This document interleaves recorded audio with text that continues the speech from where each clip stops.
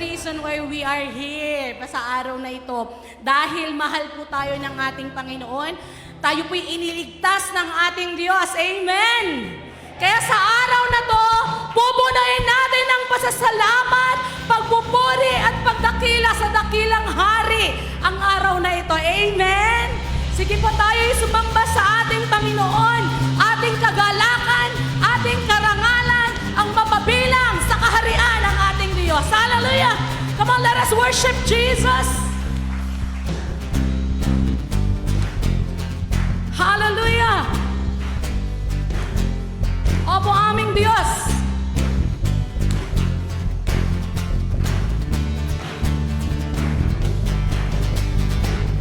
Karangalan ko ang sumamba sa iyong harapan. Karangalan ko ang mapabilang sa iyong kaharian. Kayamanan ko ang sumamba sa iyong harapan. Karangalan ko ang mapabilang sa iyong kaharian. Pagkat ikaw ang hari, kataas-taasan, pagkat ikaw ang tanging makapangyarihan, sadyang walang katulad ang iyong kadakilan, ikaw lang ang pinagpipitagan. Kayamanan ko ang sumamba sa iyong harapan. Karangalan namin, Panginoon, ang mapabilang sa iyong kaharian. Karangalan ko ang mapabilang sa iyong kayamanan ko, Diyos. Kayamanan ko ang sumamba sa iyong harapan. Karangalan ko ang mapabilang sa iyong kaharian. Pagkat ikaw ang hari, kataas-taasan, pagkat ikaw ang tanging makapangyarihan, sadyang walang katulad ang iyong kadakilan, ikaw lang ang pinagpipitagan. Ang ibigin ka, O Diyos! Ibigin ka, Opo, Panginoon! Ito ang desire ng aming mga puso, Diyos! Ang ibigin ka, kamahalan, ay aking kayamanan, karangalan. Ang ibigin ka, kamahalan, ay aking kayamanan, karangalan. Ang ibigin ka, kamahalan, ay aking kayamanan, karangalan. O Diyos! Hallelujah! Ikaw ang aming kayamanan, Panginoon. Karangalan namin, O Diyos, na ikaw ay aming mapaglingkuran ko. Ang mapabilang sa iyong kaharian. Kayamanan ko ang sumamba sa iyong harapan. Karangalan ko ang mapabilang sa iyong kaharian.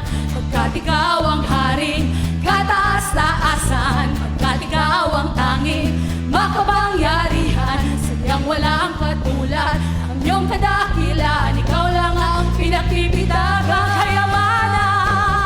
Kayamanan ko, hallelujah, ang sumamba sa iyong harapan.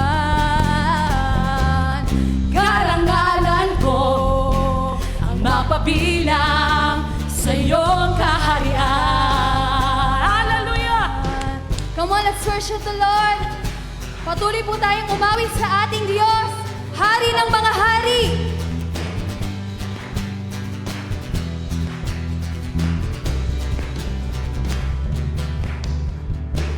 Ang umawit ng papuri sa'yo, aking tugon sa pag-ibig mo. Langit at lupa sa'yo'y sasamba. O Diyos, purihin ka, dakila kang talaga. Ang umawit ng papuri sa'yo, aking tugon sa pag-ibig mo. Langit at lupa sa'yo'y sasamba. O Diyos, purihin ka, dakila kang talaga. Ikaw ang hinahanap ko sa buhay kong ito.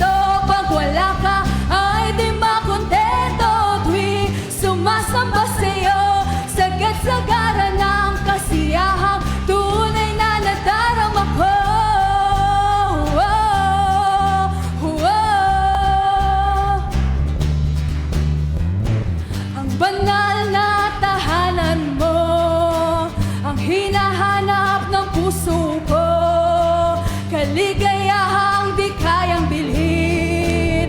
Sa'yo ko lang nadama, ako'y malaya na. Ikaw ang hinahanap ko sa buhay kong ito. Pag wala ka ay di makontento. Tuwing sumasamba sa'yo, sagad-sagaran ng kasiyahang tunay na nadarama. Ikaw ang hinahanap ko sa buhay kong ito. Pag wala ka ay di makontento. Tuwing sumasamba sa'yo, sagad-sagaran ng kasiyahang tunay na nadarama. Ikaw ang hinahanap ko sa buhay kong ito. Pag wala ka ay di makontento. Tuwing sumasamba sa'yo, sagad-sagaran ng kasiyahang tunay na nadarama. Ikaw ang hinahanap ko sa buhay kong ito. Pag wala ka ay di makontento. Tuwing sumasamba sa'yo, sagad-sagaran ng kasiyahang tunay na nadarama ko. Kasiyahang tunay na nadarama ko. Kasiyahang tunay na nadarama ko. Hallelujah! We praise you! We praise you, Jesus! Hallelujah! Hallelujah! Hallelujah! O, purihin ka, O Diyos. Panginoon, tunay po, Panginoon, na Ikaw po ang kakontentuhan ng aming mga buhay. Ikaw po ang kakumpletuhan, O Diyos, ng aming mga buhay, O Diyos. Opo, aming Hari, kagalakan namin, Panginoon, ang Ikaw ay aming mapasalamatan. Kagalakan namin, Panginoon, na Ikaw ay aming paglingkuran, O Diyos. Karapat-dapat ka po sa aming mga papurit, pasasalamat. Karapat-dapat ka sa aming mga pagdakila, pagluwalhati, O Diyos. Karapat-dapat ka, Panginoon. Maraming salamat po sa iyo. Salamat sa ginagawa mo sa buhay namin. Maraming salamat sa iyong pag-ibig, biyaya, habag at awa, O Diyos. Sa oras na ito, marapat-dapat po kayong sambahin. Karapat-dapat po kayong luwalhatiin, parangalan at itaas. Hallelujah. Hallelujah. Patuloy po tayong magpasalamat sa ating Panginoon sa lahat ng nakakaranas ng kabutihan at katapatan ng ating Hari. Marapat lang ibigay sa kanyang pinakamainam na pasasalamat, pagpupuri at pagdakila. Hallelujah. Hallelujah. Worship you, Jesus. Praise you, Lord. Hallelujah.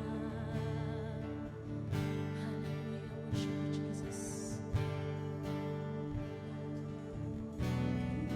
Buhay mo ay ipinako doon sa krus. Ako'y pinatawad ng iyong awa't biyaya. Ikaw ang kayamanan ko, tanging dahilan ng buhay ko.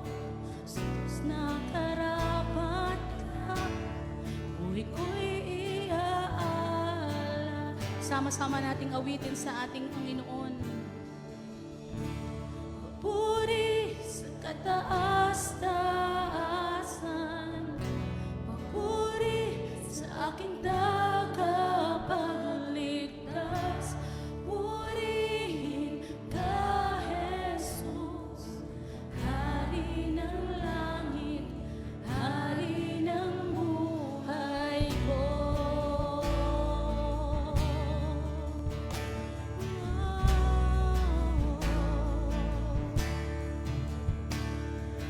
Tuan ang puso ko'y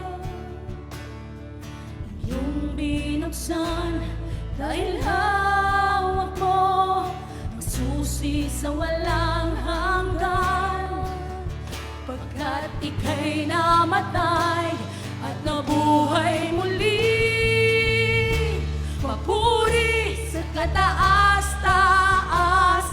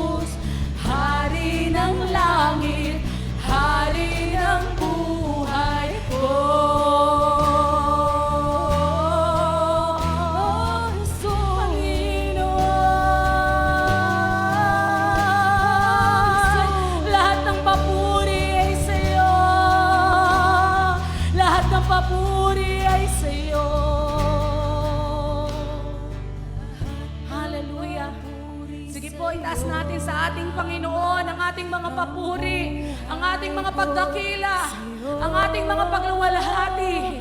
Lahat ng papuri sa iyo lamang. Yes, oh God.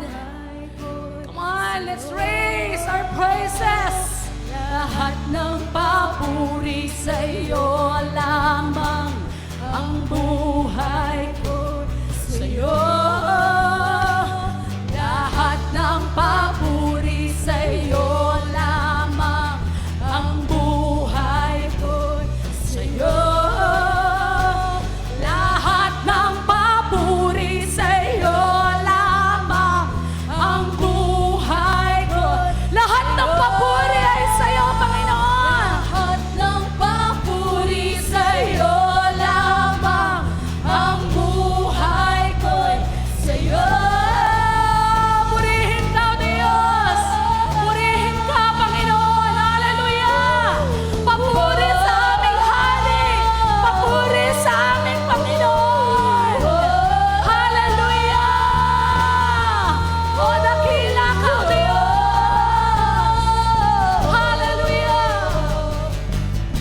Papuri sa kataas-taasan. Papuri sa aking tagapagligtas. Purihin ka, Jesus. Hari ng ating itaas ang ating Diyos. Ating papurihan ang ating Hari. Papuri sa kataas-taasan. Papuri sa aking tagapagligtas. Purihin ka, Jesus, Hari ng langit. Sabay-sabay po nating itaas ang ating Diyos. Papuri sa kataas-taasan. Papuri sa iyo aming Hari. Papuri po sa iyo aming Panginoon. Karapat-dapat po kayong parangalan. Karapat-dapat po kayong dakilain na Diyos. Hari ng langit, Hari ng buhay ko.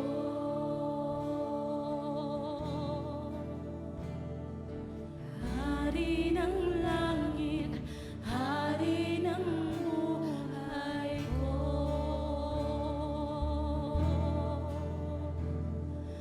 Hari ng langit, Hari ng buhay ko. Hallelujah. Hallelujah, we praise you, Lord. Tunay na napakabuti mo. Yung aming pong tagapagligtas ay mabuti, tapat, Panginoon. Salamat po, Lord, we give you the highest praise sa umaga pong ito sapagkat ikaw ay karapat-dapat, Panginoon. Hallelujah. Thank you, Jesus. Thank you, Lord. Yung aming Hari napakabuti. And Lord, you deserve the best praise sa umaga pong ito, Lord God. Hallelujah.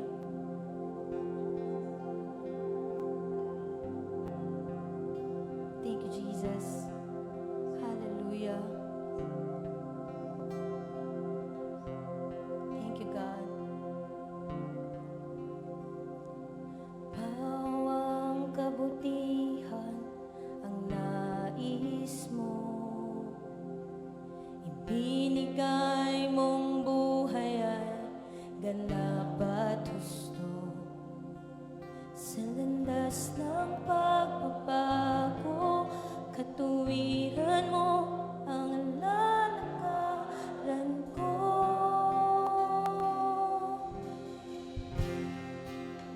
Hallelujah. Thank you, Jesus.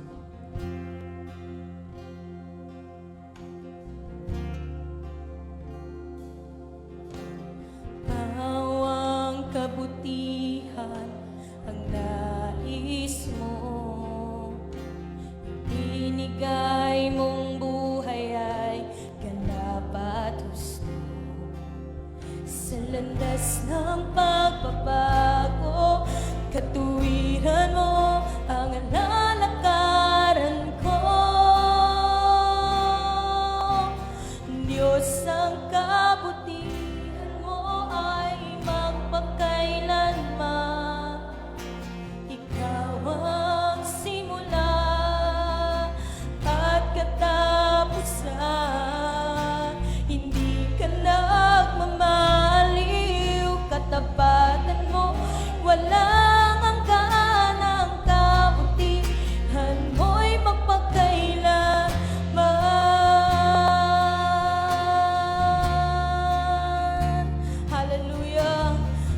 aming Diyos, mabuti ka, Panginoon. Purihin ka. Diyos, ang kagandahan ng kalooban mo. Naglalarawan ng dakilang pag-ibig mo. At sa landas ng pagbabago, katuwiran mo ang lalakaran ko. Come on, church, para sa ating hari. Diyos, ang kabutihan mo ay magpakailanman. Ikaw ang simula at katapusan. Hindi ka nagmamaliw, katapatan mo'y walang hanggan. Ang kabutihan mo'y magpakailanman. O Diyos, ang kabutihan mo ay magpakailanman. Ikaw ang simula at katapusan. Hindi ka nagmamaliw, katapatan mo'y walang hanggan. Ang kabutihan mo'y magpakailan. Come on, let's worship our King. Hallelujah! Oh, hallelujah!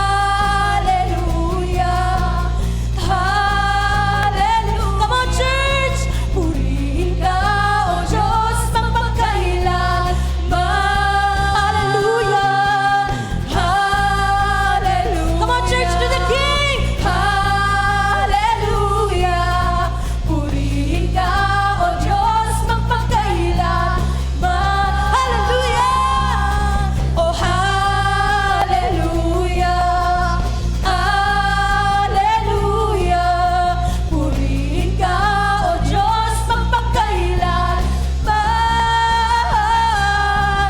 Diyos, ang kabutihan mo ay magpakailanman. Ikaw ang simula at katapusan. Hindi ka nagmamaliw, katapatan mo'y walang hanggan. Ang kabutihan mo'y magpakailan. Come on, church, to the King! O Diyos, ang kabutihan mo ay magpakailanman. Amen! Ikaw ang simula at katapusan.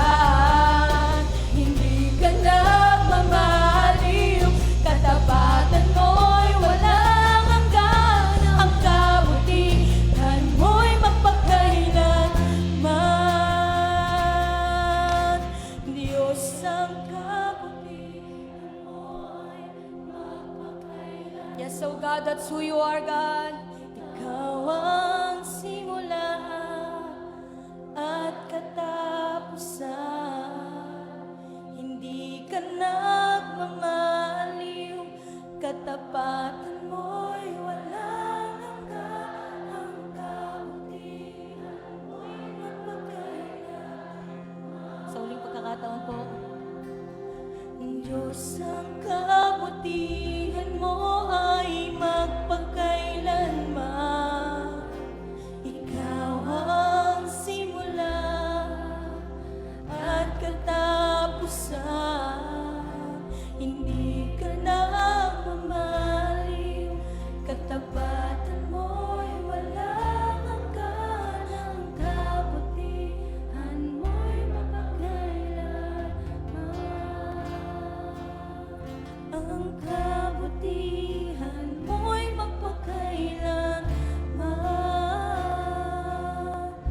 Ang kabutihan mo'y magpakailanman. Hallelujah, Lord God. Maraming salamat po, Panginoon. Isa nga pong malakas sa palakpak para sa ating hari. Come on. Malakas sa palakpak sa ating pong buhay na Diyos. Hallelujah. We worship you. We honor you, God. Maraming salamat. All the glory, all the praises, all the honor belongs to you, our King. The King of Kings, the Lord of Lords, Jesus Christ. Hallelujah. Oh, hallelujah! Panginoon, sa iyo ang papuri ng simbahang ito. Sa iyo ang papuri na ay mga buhay. Sa iyo ang papuri na ay mga puso. Hallelujah! Oh, hallelujah! Hallelujah! Thank you! Bless you, my King! Woo! Hallelujah! Glory! Jesus! Jesus! Jesus! Jesus! Glory! Glory! Glory! Glory! Glory! Glory!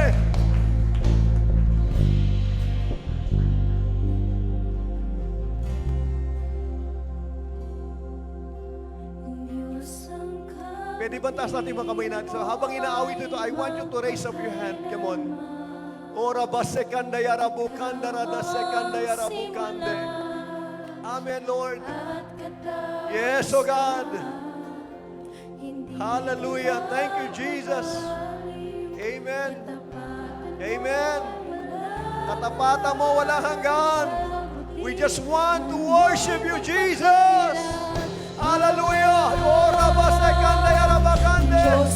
Yes, oh God. All the glory, all the praise, all the honor belongs to you. Ora basekanda yarabakande, rabasekanda yarabakande. Lord, maraming salamat po. Hallelujah. Katapatan mo'y walang hanggan. Ang kabutihan mo'y magpakailanman.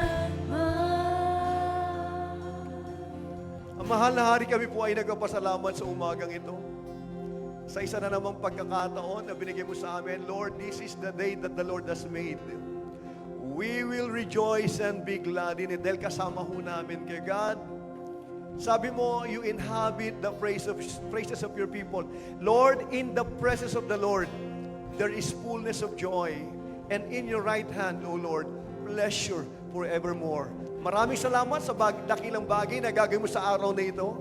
Sa mga bagay na maipapaintindi mo sa amin. Panginoon, nagbababa kami ng sarili namin. Kausapin mo po kami. We pray po na maintindihan namin ang gusto mo, hindi po ang gusto namin.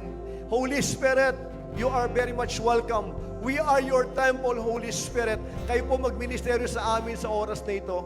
Ganyan din po, dalangin din po namin, Lord God, siyasatin mo ang puso namin, Panginoon, sa ano pong bagay na marumi namin nagawa na isip, mga bagay na nasaktan ka namin, we ask for your forgiveness. Lord, cleanse us, O God. Make us worthy. Maraming salamat po sa oras po na ito. Sa iyo po namin tinitiwala ang umagang ito, Panginoon. We worship you, we honor you. This is our prayer in Jesus' name. Amen and amen. Isa humalakas sa palakpak para sa Panginoon. Sige po, bago tayo maupo, tayo po yung mag-declare muna, the rest of my life will be the best of my life. Isa po, the rest of my life will be the best of my life. Pakisabi po, sa 7 tao, pinagpala ka na ng Lord. Come on, 7 tao, you are blessed. No po, pinagpala ka na ng Panginoon. Hallelujah. Sige po, upo tayo. Good morning. Sige po, magandang umaga. Bago tayo magsimula, pwede ho bang kung may bago, pwede ho ba kayong tumayo? Kung kayo po yung first time sa simbahan, pwede ho kayong tumayo. Just gusto lang namin kayo welcome. Meron po ba? First time nyo po sa church? Wala? So maraming salamat po. Sige po, hanap po kayo na upuan nyo. Tayo po ay mag-aaral ng salita ho ng Panginoon. So ngayon po mga minamahal ko, ituloy ho natin yung topic about the kingdom of God. So ngayon po, pag-usapan natin, the priority of God. Ano po? The priority of God. Alam niyo po, habang ito po ay inaaral po ng mga kasama natin mga pastor, nakikita namin mga minamahal ko, na ang buhay talaga ay dinisenyo ng Panginoon, mga minamahal ko, na maging simple pero matagumpay. That the design ng buhay natin. Kaya lang po, because of lack of knowledge, yung kakulangan po ng kaalaman, hindi ho natin ito nararanasan. Kaya po, pag meron kang problema sa buhay mo, kadalasan po yan, meron po tinatawag na lack of knowledge. Kaya pag natuto ka, magkakaroon ka ng kalayaan sa lugar na yan, kasi po kadalasan ng problema natin, yung kawalan ng kaalaman sa mga bagay-bagay. So ngayon po pag-usapan natin, the priority of God. Next slide. Pag-usapan po natin ito. Sabi po ni Kristo, mga minamahal ko, nung siya po ay nagtuturo, ito po yung tinuturo ni Jesus. No? Sabi nga nun ng Lord, therefore I tell you, do not be anxious about your life. Huwag kayong mag-alala patungkol sa buhay niyo. No? Si Kristo pag nagturo, parang napakasimple ng pagtuturo. Sabi ng ganoon, do not worry about your life. No?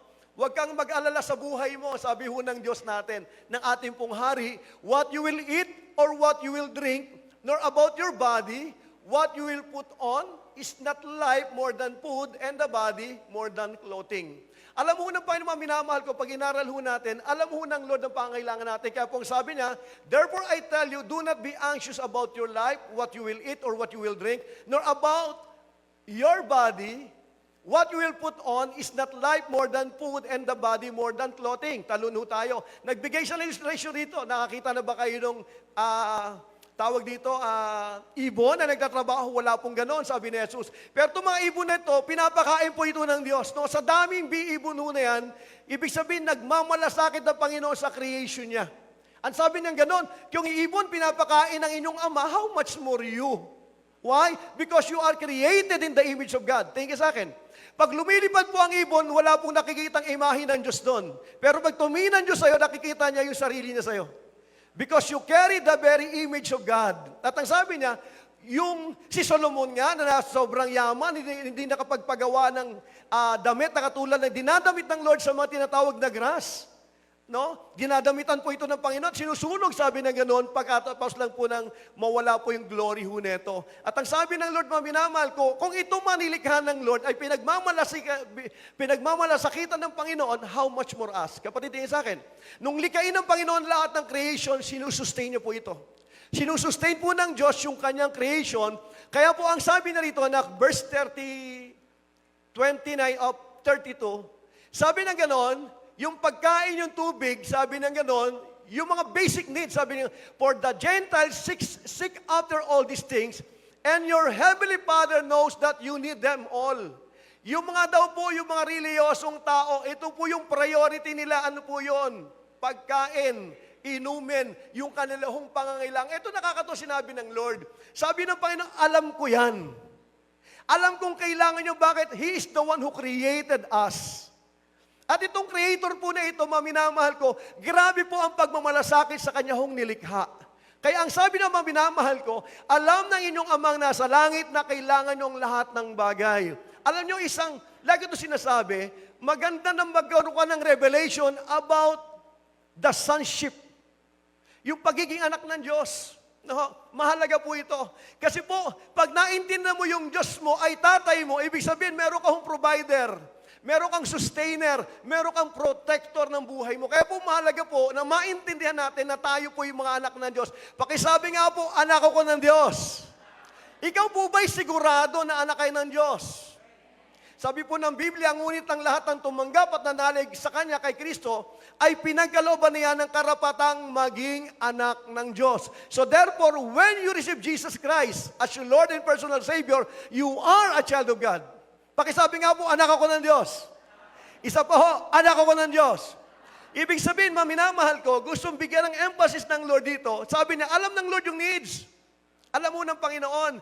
And then sabi niya ganoon, ito po yung recommendation niya. Sabi, for the Gentiles seek after all these things, and your heavenly Father knows that you need them all. But, sabi ng Lord, sabi po ni Jesus Christ, sabi ng Hari, but seek first the kingdom of God and His righteousness, and all these things will be added unto you. Tingin sa akin, pag binasa mo itong Biblia na ang design po ng blessing idinadagdag. Ulitin ko po ito. Yung hinahanap po ng tao sa mga nasa mundo, nagpapakamatay ho rito, nag-uubos ho ng sarili mo, minamahal ko, para sa pangailangan. Pero sabi ng Panginoon, sa Kanya hong kaharian, ito po ay pawang idinadagdag lamang. Sinong gusto rito? Pinagpagurang pagpapala o pagpapalang idinadagdag lang? Alam nyo, pag inaral mo po ito, ayaw ng Diyos na lumikha sa atin na ma-stress tayo kakahabol sa mga bagay po na ito. Lahat po ng tao sa mundo, mga minamahal ko, pag inaral mo, ito po ang nagpapatakbo. Pagkain, dadamitin, inumin, tsaka yung mga basic need. So dito po malinaw, mga minamahal ko, sinasabi sa atin ng Panginoon, pag tininan natin dito, sabi nga noon, seek first. Sabi niya, ang recommendation ng Panginoon, dapat may uunahin ka. If you want the blessing na idinadagdag ng Diyos, kailangan meron kang priority. Pakisabi, priority. Isa pa ho, priority. Alam niyo po ba, ang pinakamabisang pamumuhay bilang mga Kristiyano, dapat alam mo priority mo.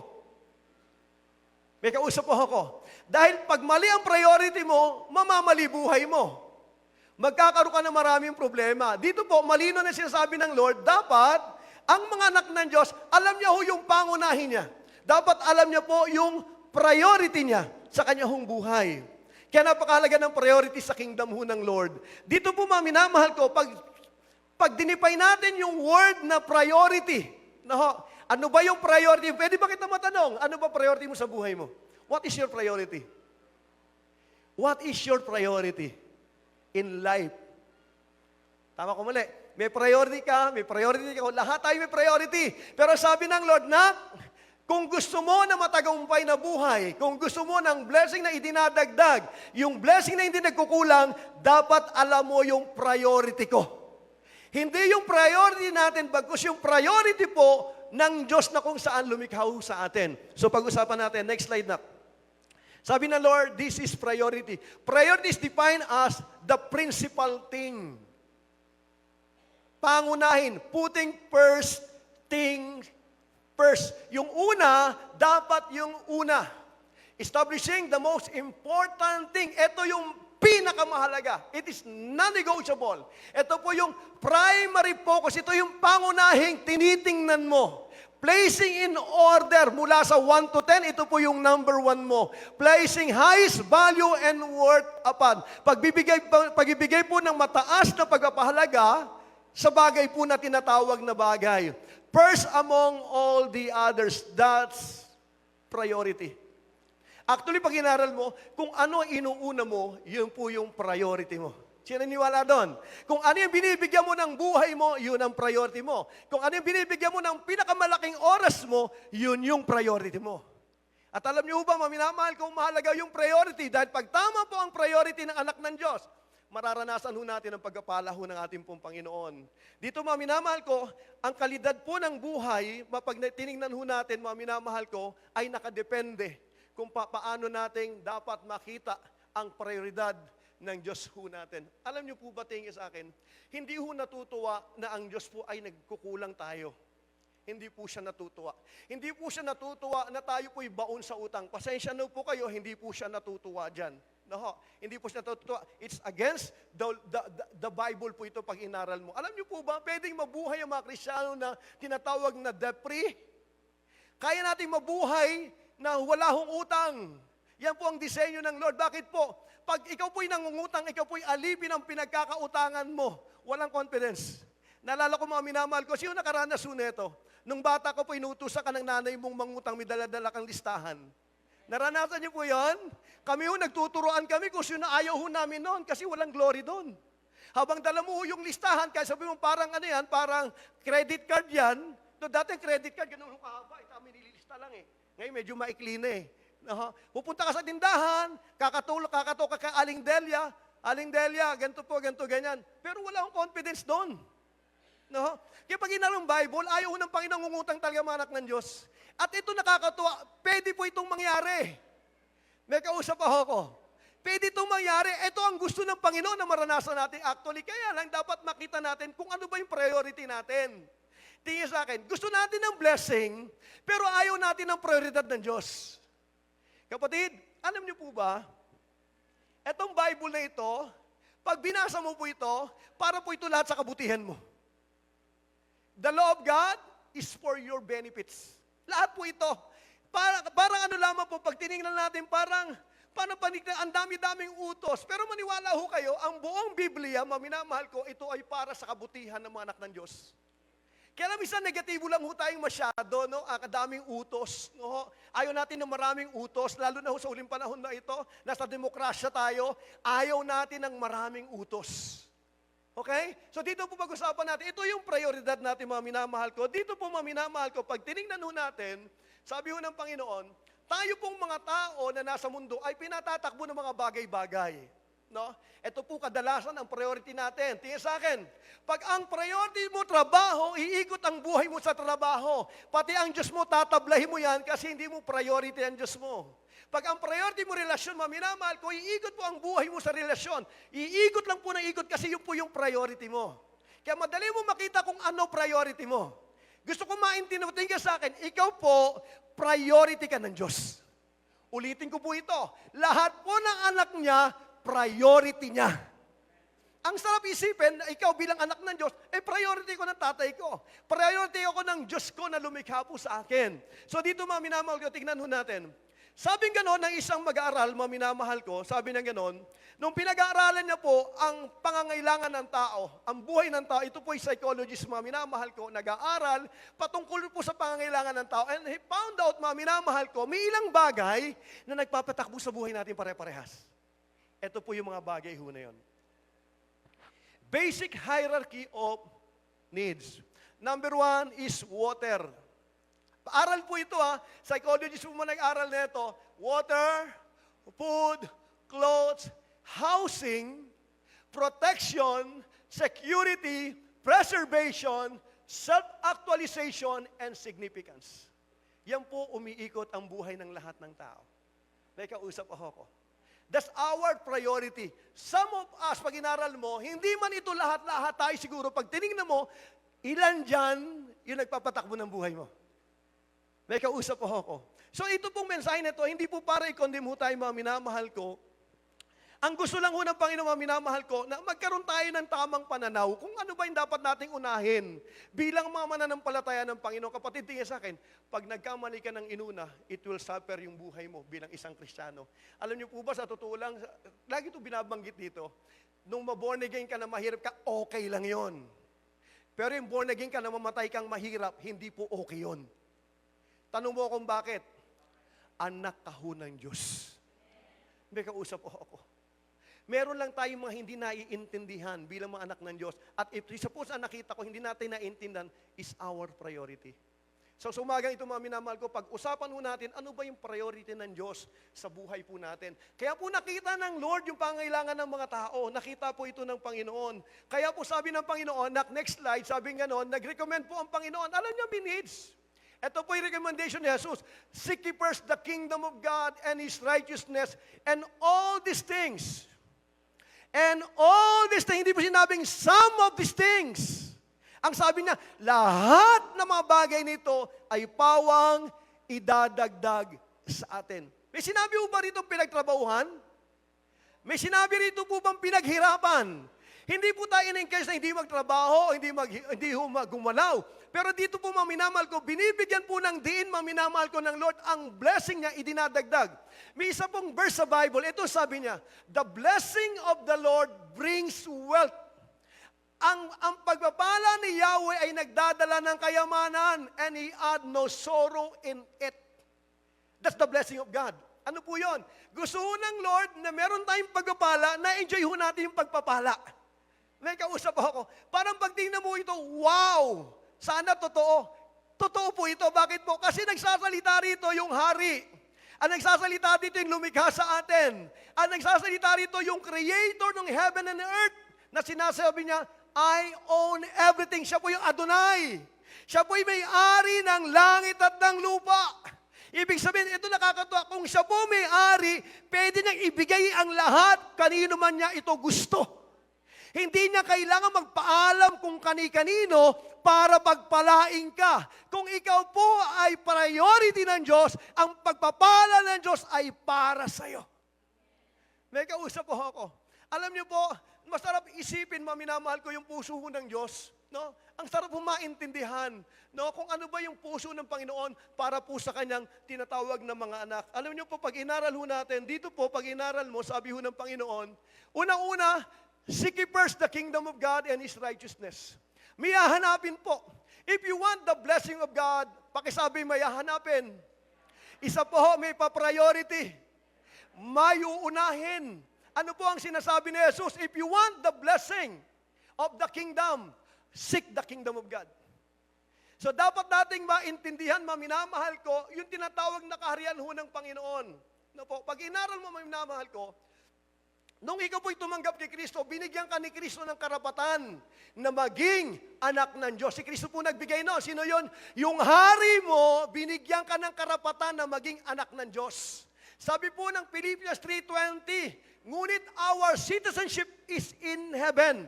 Tayo pong mga Kristiyano o tayo po'y mga mananampalataya, tayo po ay tagalangit na nasa lupa. Ulitin ko po ito. Meron po tayong dual citizen. You are a Filipino citizen, at the same time, you are a citizen of a kingdom. Pakisabi nga po, tagalangit ako. Isa pa ho, tagalangit ako. Pag taga-Amerika, sabi mo, taga-Amerika ka. Pag sinabing taga-Canada ka, sabi mo, taga-Canada ka. Pero pag tagalangit ka, sinasabi mo, tagalangit ako. Alam nyo, maganda po ito maintindihan. Ikaw po ay nasa langit na nasa lupa. Your citizenship. May bahay ka sa langit. Ang pangalan mo ay nakasulat sa aklat ng buhay.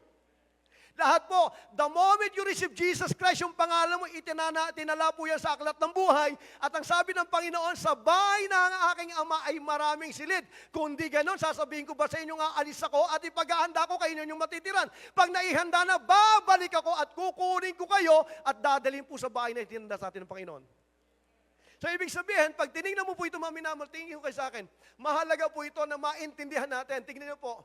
Sabi po ng John 3:3, sabi po ni Kristo, unless a man be born again, he cannot see the kingdom of God. Maliban po ang tao ay maipanganak na muli, hindi niya makikita ang kaharian ng Diyos. At sinabi niya sa verse 5, minamahal ko, maliban na maipanganak ang tao sa tubig at sa dugo, hindi siya makakapasok sa kaharian ng langit. Anong pinag-uusapan? Pakisabi nga po, kingdom. Isa pa ho, kingdom. Ang pinag-uusapan, minamahal ko, kung papaano ang mga tao ay papasok sa kaharian ho ng Diyos. Ang sabi ni Kristo, para makapasok ka sa kaharian ng Diyos, you must be born again. Pakisabi nga po, born again. Isa pa ho, born again. Ang born again, minamahal ko, it is not a religion. Hindi po ito samahan ng mga tao na kung saan sumasamba sa Panginoon. Hindi po. Ang tinatawag po na born again, it is an experience for you to enter sa kingdom ho ng Panginoon. Hindi ka makakapasok sa kaharian ng langit unless you are born again. Paano ba naboborn again ang tao? You need to receive the King. You need to receive Jesus Christ as your Lord and personal Savior. Kaya tingin sa akin, wala po tayo sa relihiyon. Pakisabi nga po, wala po tayo sa relihiyon. Tayo po'y nasa loob ng isang kaharian. No? Ang mga Kristiyano ay nasa loob ng kaharian. We are citizen. Tingin sa akin, pag nag-a-apply ka ng citizenship ng Amerika, minamahal ko, pwede ka nang maaprubahan, kaya lang madugo ang proseso. Napakatagal na paghihintay, taon ang binibilang bago ka maaprubahan. Kung gusto mo na maging American citizen, ang pinakamadaling gagawin, ipanganak ka sa Amerika. Wala na hong papel-papel doon dahil isinila ka mismo doon sa bayan. Ganyan din po. Sabi ng Lord sa atin, for you to enter sa kingdom, you must be born again. Pakisabi nga po, I am born again. Naktingin sa akin, you are born again spirit. You are born from the above. You are born of God. Hindi ka po sinilang ng tao, ikaw po'y sinilang ng Diyos, ikaw po'y pinanganak na galing po ng langit. Sabi po ito ng John chapter 1 verse 13, we are born from the above, born of God. I am a child of God. Dito nagtatalo palagi. Alam niyo problema ng mga Kristiyano? Yung kanyang identity, hindi niya maintindihan. Hindi niya makita na anak siya ng Diyos. Kaya pag dumadaan ng problema, parang hindi siya anak ng Diyos kasi hindi niya naiintindihan na siya po'y anak ho ng Diyos. At siya po'y bahagi ng tinatawag ng kaharian po ng ating pong Diyos. Tingin ka sa akin kapatid, sa ngayon ikaw at ako, tayo po'y nasa loob ng kingdom of God. Isang kingdom na hindi nakikita ng mga mata, pero nag-i-exist mga minamahal ko. Kaya gusto ng Panginoon ma-establish sa isipan ho natin mga minamahal ko, yung awareness, I am a kingdom citizen. Maniwala ako, it changes the way you think. It changes how you live. Maging malaki pong impact nito sa buhay natin. Pag naintindihan natin na tayo po ay tagalangit, ang gusto ng Panginoon, sabi ng Lord, seek first the kingdom of God. Gusto ng Lord, makapasok tayo sa kanyang kaharian. makapasok sa kanyang kaharian. Bakit po? Ang lahat po ng pangangailangan ng mga anak ng Diyos ay nasa kaharian ng Diyos. Tingin sa akin, nung wala pa tayo sa Panginoon, nasa labas ho tayo sa kaharian ng Panginoon. Dito nagpapakahirap tayo, dito tinatrabaho natin ng gusto, mga minamahal ko. Lahat ng effort, ang sabi ng Panginoon, mga minamahal ko, nung tayo po yung born again, pumapasok ako sa tinatawag na kaharian ng ating pong Diyos. Ang dapat lang natin maintindihan, mga minamahal ko, how this kingdom work. Kung paano ba itong kaharian na pinasok natin, paano po ba ito nagmamanifest, paano po ba ito dapat maintindihan ng tinatawag na mananampalataya. Sabi yung gano'n, minamahal ko, si Kristo po na nasa lupa, ang kanya pong patuloy na pinapangaral, minamahal ko, is about the kingdom of God. No? Kung paano yung paghahari ng Diyos ay babalik po sa lupa. Kapatid, sa kingdom po, pag inaral mo, meron po itong hari. Tulad mo lagi sinasabi, pag binasa mo itong Bible ho na ito, na hawak ho ni Pastor, tsaka yung Bible mo, it's all about a king. Malinaw po ito. Si Kristo po ay tinatawag na hari ng mga hari. Siya po yung haring paparating. Pag binasa mo itong Bible na ito, it's all about the kingdom and the kingdom citizen. Ito po yung mga taong mananampalataya ng ating pong Panginoon. Tingin sa akin, pag inaral mo po ang kingdom, mga minamahal ko, pagpasok mo po ng kingdom, mga minamahal ko, magkakaroon pong bigla ng ship. Bakit po? Sa kaharian po, mga minamahal ko, sa kingdom, sagot ng hari ang lahat ng pangangailangan ng mga tao. Bakit po? Because in the kingdom, lahat ng bagay sa kaharian ay pag-aari ng hari. Walang pag-aari ang sinuman. No? Kaya pagpasok mo, minamahal ko, andito po yung hari mo na nagpo-provide ng lahat ng pangailangan mo. Tingnan mo to. Sino nagsasalita dito sa Matthew 6:33? Si Jesus po yon. Alam niyo yung needs natin. Ang sabi niya, pumasok ka sa kingdom ko dahil lahat ng pangailangan mo nasa loob ng aking kaharian. Gusto ng Lord na maintindihan natin, mga minamahal ko, ang provision po ay nanggagaling sa ating pong hari. Kaya po pag tingnan mo magsalita si Kristo, you may ask me of anything and I will do it so that the Son may bring glory to the Father. You may ask me of anything and I will do it. Ini-encourage niya po mga tao, mga minamahal ko, na humingi sa kanyang pangalan. Sino pong kausap niya? Yung mga tao pong nasa loob ng kanyang kaharian. Kaya napakahalaga, mga minamahal ko, na maintindihan natin, tayo po'y nasa loob ng paghahari ng Diyos. Kung ako'y nasa paghahari ng Diyos, ang may sagot sa akin yung aking hari. Tayo po'y Pilipino, ang dapat pong nagmamalasakit sa atin, na ating pong gobyerno. Amen? Dapat po, lahat po ng pangailangan ng mga Pilipino, dapat ipinoprovide ng government. Ang problema, pag ang gobyerno po ay mahirap, mahirap po ang lahat ng tao doon. Alam niyo po ba, mga minamahal ko, bakit po ba sa Amerika, tingin sa akin? Bakit ang mga tao, meron po silang mga lugar na kung saan gusto hong marating? Bakit gusto mo ng Amerika? Bakit po? Kasi ipinitsure ng Amerika is a land flowing with milk and honey. Kaya po mga tao ron gustong pumunta ron, mga minamahal ko. Gusto hong maging citizen po nun. Bakit po? Kasi maunlad yung bansa. Yung iba gusto po sa Canada. Bakit po? Sa Canada, kahit mag-anak ka na mag-anak, merong pera matatanggap yung anak mo. May sponsor po na, sponsor ay government. Ibig sabihin, mga minamahal ko, tingin sa akin, pag mahirap po yung gobyerno, mararamdaman po yan ng lahat ng citizen niya. Alam niyo ba nakalungkot ho ngayon? Pangatlo na ho tayo sa pinakakurap na bansa sa Asia. Grabe. Number 1 is Myanmar. Pangalawa is Cambodia. Ngayon po, pangatlo ang Pilipinas. Nakakalungkot, kapatid. Ito nakakatuwa. Laging may impact yung gobyerno mo sa buhay mo. Kaya gusto ng Panginoon, maintindihan mo, nasa gobyerno ka na kalangitan. May kausap po ako. Pag ito po'y naintindihan mo, pati panalangin mo, magbabago, pananaw mo, magbabago. Bakit po maintindihan mo, nasa kaharian ako ng Diyos. I am in the kingdom of God. Kaya tingnan niyo po, dumating si Jesus, ang dala niya, hindi po reliyon. Sabi ng gano'n, ng Isaiah 9:6, sabi ng gano'n, the child is born and the son is given and the government is upon his shoulder. Darating po yung Kristo, may dala-dala po siya ang gobyerno.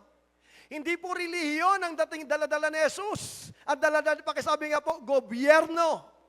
Isa po, gobyerno. Tapos sabi po ng Matthew 4:17, repent for the kingdom of God is arrived.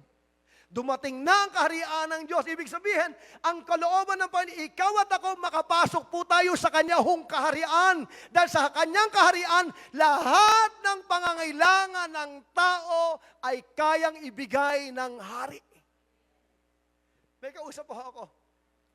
Kaya mas mayaman ang gobyerno, mas mararamdaman ng mga tao. Pag mahirap ang gobyerno, mararamdaman ang tinatawag ng mga tao. Ang kaharian po ng langit, mga minamahal ko, ay napakayaman. Ang gusto ng Panginoon, maramdaman nating lahat ang kanyang kasaganaan. Tignan niyo po yung prayer ng Lord. Ganito kayo manalangin. This is how you pray. Our Father who art in heaven, hallowed be thy name. Thy kingdom come. Thy will be done on earth as is in heaven. Dumating kaharian mo, yung kalooban mo mangyari sa lupa, kung paano nangyayari sa langit. Tingin sa akin, gusto ng Panginoon yung kanyang kaharian, yung kanyang kayamanan, ibaba sa langit. Gusto ng Panginoon na maranasan po ito ng mga anak ng Diyos para makita ng mga tao how His kingdom works. Ngayon po, kung tinagam mo na sa Jesus, gusto ko maintindihan mo, you are part of His kingdom. Bahagi ka ho ng kaharian ng ating pong Panginoong Hesukristo. Sabi ng Panginoon, seek ye first His kingdom, His righteousness. Alam niyo ho ba, napakahalaga? Tingnan niyo po ito. Pag tinignan mo po ito, itong pinag-uusapan ho natin, minsan dito ho tayo nagtatalo. No? Ano po bang ibig sabihin ng tinatawag po na kingdom? Ito po yung paghahari ng Diyos sa mga buhay natin, sa puso ho natin. Ngayon po, may tinatawag na kingdom of heaven. Ito po yung kaharian ng Diyos sa langit kung saan naroon siya. Pag sinabing kingdom, ito po yung paghahari na nararanasan natin dito po sa lupa. Okay? So we are part of the kingdom. Nung tanggapin mo si Kristo, maminamahal ko, tinanggap mo si Holy Spirit. Dala-dala ho yung kaharian ng Diyos. So therefore, the kingdom of God is within you. Alam niyo po, ang maganda lang sa mga nauna sa ating Kristiyano, naiintindihan nila, ang pinag-aaralan nila. Alam mo bakit? Isinilang po si Kristo na panahon po ng mga hari. Ngayon po, hindi na natin maintindihan kung anong ibig sabihin ng hari. Alam mo bakit? Wala na po kasing hari ngayon. At kung meron ng hari, mga minamahal ko, iba na ho katulad ng hari before. Ang layo na. Kaya ang nakikita natin, presidente, kung paano nililibak yung presidente, kung paano natin binoboto ang presidente. No? Sa mundo po, binoboto leader. Pero dito po sa kingdom, hindi po binoboto ang leader. Sa mundo ho, sa demokrasya, tayo po ang pumipili ng leader. Kaya may botohan. Sa kingdom po hindi. Siya po ang pumipili ng citizen. Sabi po niya, so hindi ikaw ang pumili sa akin, ako ang pumili sa iyo upang ikaw ay humayo, mamunga, manatili ang bunga sa gayon. Ano mang hingin mo sa akin, ang may gagawin sa inyo. Ang kaiba nun natin sa kingdom, ito nakakatawa, pinili ka ho ng Diyos. Kaya tingin sa akin, pagpasok natin sa kingdom, hindi po ito katulad ng demokrasya. Ang demokrasya, minamahal is government by the people, for the people, from the people. Ang nasusunod po sa demokrasya, mga tao. Tingin sa akin, tayo nagbigay ng kapangyarihan kay BBM. Tayo nagbigay ng kapangyarihan kay BP Sara. Ibinebesto natin yung kapangyarihan sa mga ine-elect po na yan. May kausap po ako. Dito sa kingdom, hindi po. Big difference po ito, mga minamahal ko. Dito po sa kingdom, mga minamahal ko, ang nasusunod po hari. Pumasok ka po sa isang kaharian na kung saan may isang hari. Hindi po siya prime minister, hindi mo siya pinili, hindi mo siya binoto. Hindi po siya presidente, siya po ay hari. Siya yung pumili sa iyo, kaya ka na sa kingdom niya. Kaya ka na born again kasi pinili ka niya. Ang sarap pong isipin na walang sino man ang pwede magmalaki. Tayo may na-born again dahil po ito sa ating pong Panginoong Hesukristo. Ginawa niya tayong citizen of His kingdom. May kausap po ako. Alam niyo po, gusto lang ng Lord maintindihan natin ito. Alam niyo po kapatid, iba ang kingdom ng Lord. Dapat lang itong maintindihan natin pare-parehas para mawala mga stress sa buhay natin. Para mawala po yung tinatawag po na mga takot natin sa buhay natin, maalalahanin sa buhay natin. Bakit po? Pag nasa kingdom ka, ang hari ang bahala sa'yo. Kaya tingin sa akin, hindi po natutuwa ang Diyos na naghihirap ka. Hindi nagtutuwa ang hari mo na naghihirap ka. Bakit po? Kasi nakatay up po ang iyong kalalagayan sa kanyang pagiging hari. Isang malaking kahihiyan sa hari na ang kanyang nasasukupan ay naghihirap. Kaya gusto ng Panginoon, tingnan niyo po ito, sabi ng Panginoon, I have come that they may have life and have it to the full. Ibig sabihin, ang pangarap ng Jesus sa ating mga minamahal ko, kasaganaan. Sabi po ng Jeremiah 29 verse 11, For I know the plans I have for you, declares the Lord. Plans to prosper you, not to harm you, plans to give you hope and a future. Tingnan sa akin, pumasok ka ho ng kingdom. Dapat alam mo yung rights mo. Dapat alam mo yung privilege mo. Dapat alam mo yung guarantee na meron ka. Alam niyo isang problema natin? Reliyoso mga utak natin. Kaya hindi natin alam kung anong rights natin, kung anong tawag dito, privilege natin, kung ano po yung tinatawag mo minamahal ko na garantiya para ho sa atin. Kaya ngayon, nasa kingdom tayo, hindi natin alam nasa kingdom mo tayo. Para tayong namamasyal sa loob ng kingdom na wala sa sarili, na hindi niya alam kung anong meron siya. Dapat nating maintindihan ano bang privilege meron ako, ano bang tinatawag na rights na meron ako. Alam niyo po ba, pag alam mo karapatan mo, matapang ka? Subukan mo mag-apply ng SS, alam mo rights mo? Pwede mong ilaban yung rights mo. Bakit ka matapang? Kasi alam ko karapatan ko. May kausap ako, pag hindi mo alam ang karapatan mo, lolokohin ka lang, ibebenta ka lang, minamahal ko. Tingnan niyo po ito, ang dami tulad doon ito, minamahal ko, sa Facebook, no? Yung tinatawag tawag po rito, yung batas minamahal ko na kung saan, sabi ng gano'n, ito po yun, no? The Senior Citizens' Rights and Privileges. Ang dami pala nakakarga niyan pag senior ka. Ang masakit hindi natin alam. Ang alam lang natin ay senior na ako, libre sine, 20%, okay na ako. Kaya ko excited na ako eh. Sabi ko nga din sa mga magsi-60 na, minsan magkikita-kita na tayo sa SM.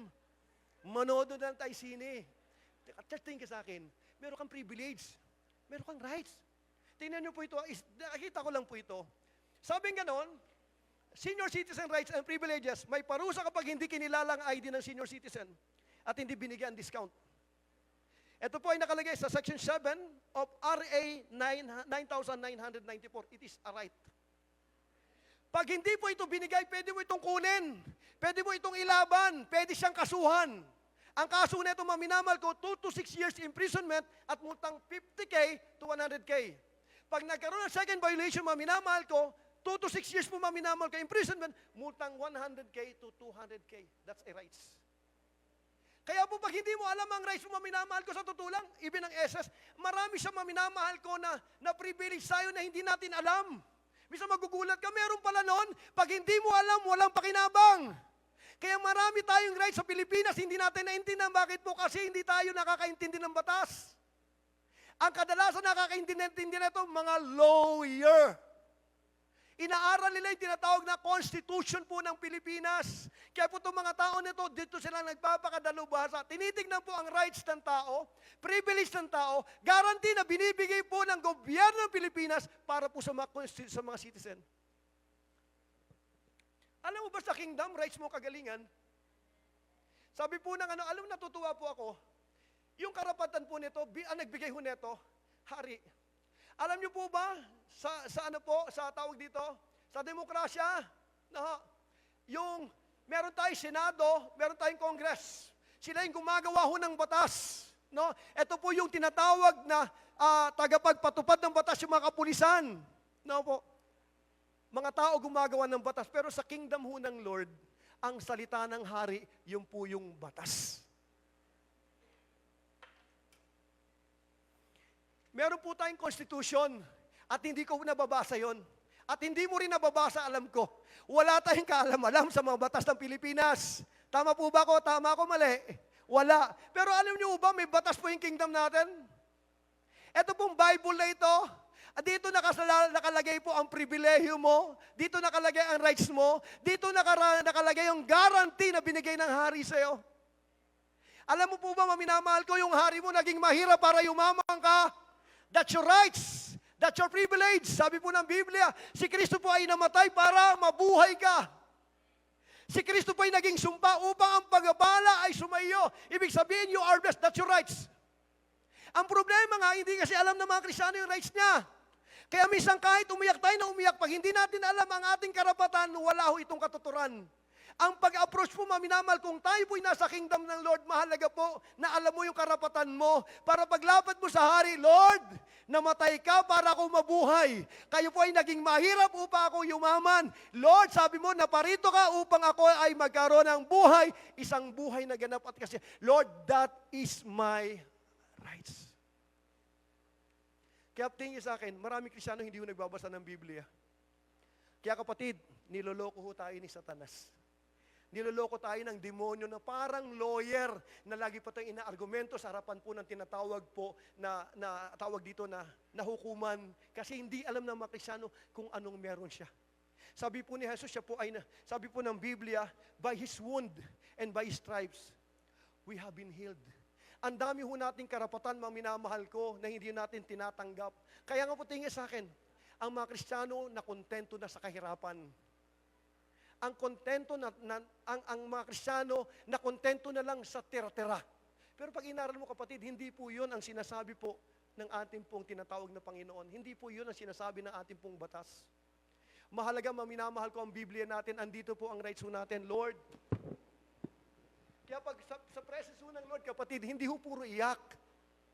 Hindi po. Dapat lalapit ka ho sa hari. At ang sabi ng hari, ang hawak mo batas yan. Kung ano nandyan para sa iyo yan. Lumapit ka sa akin, paniwalaan mo yan, iyo yan. Lahat ng kaya mong paniwalaan na pangako ng Lord para sa iyo yan. Bakit? Rights mo yon, karapatan mo yon, pribilehyo mo yon. Kaya po si Lord, pag kaya mong paniwalaan, Lord, sinasabi ng salita mo, Panginoon, I can do all things through Christ who strengthen you. Ibig sabihin, Lord, kaya kong gawin ang lahat ng bagay dahil sa iyo na nagbibigay na akin ng kalakasan. That's my rights. And my God shall supply all my needs according to His riches and glory in Christ Jesus. That's my rights. Sabi ho ng hari mo, silver and gold are mine. No? So, ibig sabihin mo, minamahal ko, nasa loob ka ng kingdom ng Panginoon. No, nasa loob ka ng kingdom na kung saan meron pong hari. Ito pong hari na ito, binigyan kanya ng pribilehyo. Binigyan kanya, maminamahal ko, mga privileges, maminamahal ko. Binigyan kanya ng mga rights, maminamahal ko. Alam mo bang right mo maging masaya? Alam mo bang rights mo maging ang magalak? Alam mo bang rights mo ang magandang buhay? That's your rights. Karapatan ho natin, mga minamahal ko. Kaya lang ang problema ng Kristiyano, ang utak ho natin, religyoso. Kaya hirap na hirap ang Diyos pumasok sa isip natin. No? Tinitibag ho ng Lord yung mga nakasanayan ho natin. Ano tingin sa akin? Sa kingdom ho ng Diyos, ang nasusunod dito, hari. Sa reliyon, ang nasusunod, tao. Kaya, tingnan yung babanat na namuti si pastor, nararamdaman ko na naman to. Pag religyoso, ikaw nagdidesisyon. Ikaw magdidesisyon kung anong gusto mo ibigay. Kung okay lang sa'yong mahuli.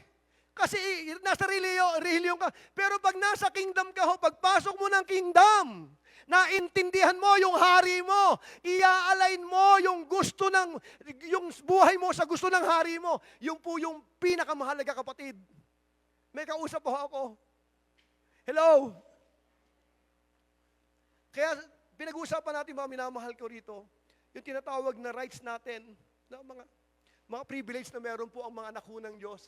Kaya dapat nagbabasa ng Bible. Pakisabi, dapat nagbabasa ng Biblia. Alam niyo po ang dilema ho natin, kaya tayo walang-wala, kasi hindi natin alam kung anong meron tayo. Kaya po, tingin mo sa akin, pag sinasabi ng mga Kristiyano magbasa ng Biblia, nagagalit pa. Naiinis pa. No? Parang pakiramdam persecution na pinagbabasa ng Biblia. Kapatid, tingin sa akin, ako nakita ko po, ikaw ang gagawa ng kahirapan ng buhay mo. Bakit po? Ginawa na ni Kristo sa krus ng Kalbaryo ang lahat. Ang kailangan natin maintindihan natin, yung bunga ng ginawa ng ating Panginoon Jesus sa krus ng Kalbaryo.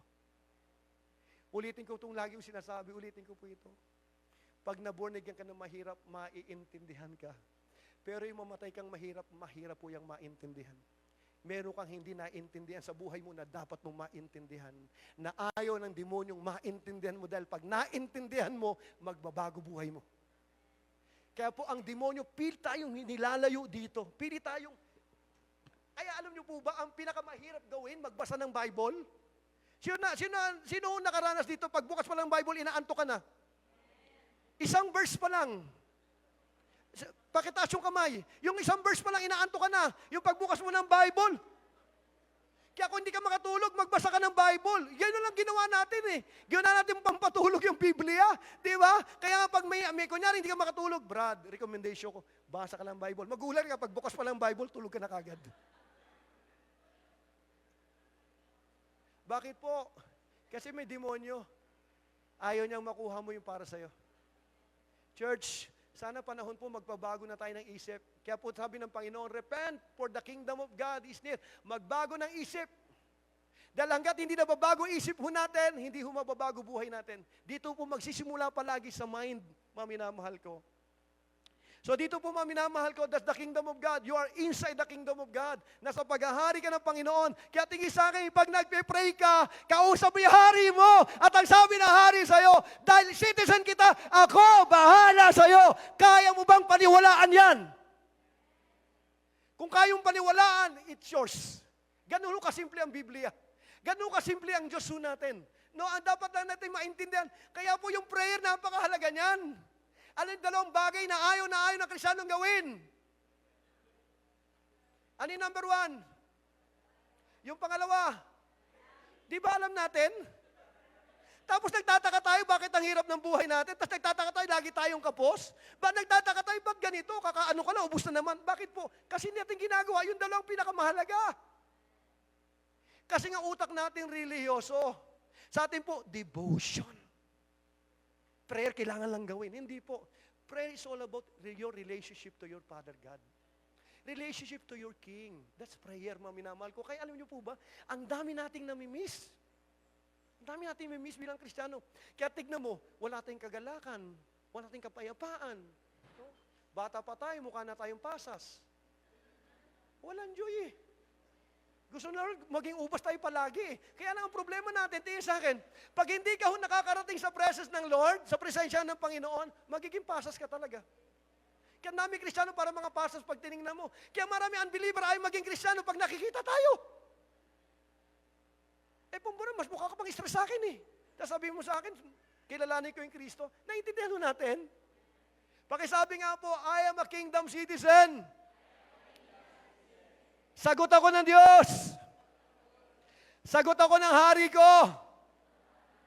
Aralin mo kung ano rights mo. Aralin mo kung ano privilege mo. Aralin mo kung ano sinasabi ng hari mo para sa'yo. Kaya kapatid, ang buhay Kristiyano, hindi po puro emosyon. It's all about your rights. Your privilege na meron ho tayo. Kaya paglalapit ho sa tayo, hindi natin kailangan iyak ng iyak. No? Ang dapat lang natin hawakan, pagtayo natin sa harapan ng Panginoon, Lord, may problema po ako. Pero sabi mo pa, Lord, wala akong pambayad. Pero sinasabi mo rito, and my God shall supply all my needs. According to your riches and glory in Christ Jesus. Kiniklaim ko po, Panginoon, bayad na po yung dapat kong bayaran. Sabi mo yan sa pangalan ni Jesus. Kung kayong paniwalaan, it will happen to you. Ganun po ang kingdom ng Lord. Ganun po kaya po sabi ng Panginoon, there is nothing impossible to Him who believe. Wala pong imposible sa taong may pananampalataya. Kaya po mahalaga ang pananampalataya para maging aktibo po ito, mga minamahal ko, we need to believe. Kung ano sinasabi ng Diyos dito sa salita niya, dapat nating paniwalaan. Kung ano ang kaya nating paniwalaan, ito po ay para sa atin. May kausap po ako. So ngayon tayo po ay nasa loob po ng tinatawag na kaharian. Minsan dito ho nagtatalo, mga minamahal ko, na malaking problema natin mga Kristiyano, no? Na napapansin ko, una, seek the kingdom first. Pangalawa, sabi niya ganon, seek the righteousness. Kanina po yung kingdom of God. Gusto na Lord makapasok tayo sa kingdom, malaman natin how it works, maminamahal ko. Kaya hindi po ito isang pagtuturo lang. Gusto ng Lord, explore natin yung kingdom. Pangalawa, seek His kingdom and His righteousness. Dalawang bagay ang dapat hanapin. Kaharian ng Diyos, saka yung katuwiran ng Diyos. So pag-usapan natin ito, mga minamahal ko.